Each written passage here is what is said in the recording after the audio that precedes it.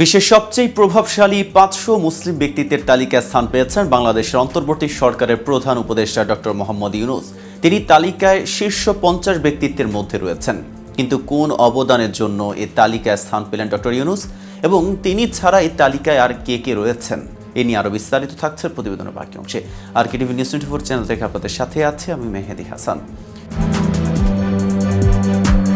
প্রতি বছর বিশ্বব্যাপী মুসলমানদের প্রভাব ও অবদান পর্যালোচনা করে প্রকাশিত হয় the Muslim 500, the world's 500 most influential Muslims, যা 16 বছর আগে থেকে প্রকাশ করা হচ্ছে।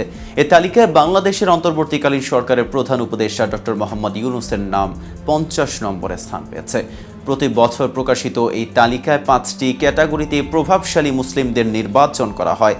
এই ক্যাটাগরিগুলো হলো ধর্মীয়, রাজনৈতিক, বিজ্ঞান ও প্রযুক্তি, শিল্প ও সংস্কৃতি এবং ক্রীড়া ও বিনোদন। প্রতিটি ক্যাটাগরিতে সেসব মুসলিম ব্যক্তিত্বকে অন্তর্ভুক্ত করা হয় যারা তাদের নিজ নিজ ক্ষেত্রে গুরুত্বপূর্ণ অবদান রেখেছেন। শান্তিতে নোবেল বিজয়ী ডক্টর মোহাম্মদ ইউনূস, যিনি দীর্ঘদিন ধরে মাইক্রো ফাইন্যান্স ও গ্রামীণ ব্যাংকের প্রতিষ্ঠাতা হিসেবে বিশ্বজুড়ে পরিচিত, এবার অন্তর্বর্তীকালীন সরকারের প্রধান উপদেষ্টা হিসেবে তালিকায় স্থান পেয়েছেন। তার অর্থনৈতিক উন্নয়নে অবদান এবং বৈশ্বিক সমস্যা সমাধানের নেতৃত্ব তাকে এই তালিকায় অন্তর্ভুক্ত করেছে।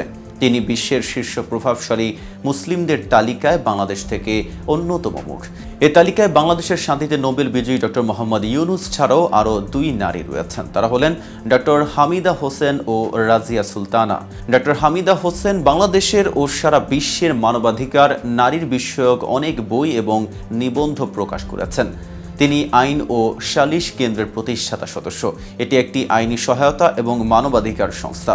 2021 সালে তিনি বাংলাদেশ ডেভেলপমেন্ট ইনিশিয়েটিভের লাইফ টাইম অ্যাচিভমেন্ট অ্যাওয়ার্ড লাভ করেন। রাজিয়া সুলতানা একজন বাংলাদেশি আইনজীবী ও মানবাধিকার কর্মী, যিনি রোহিঙ্গা জনগণের জন্য অনেক দিন ধরেই কাজ করছেন।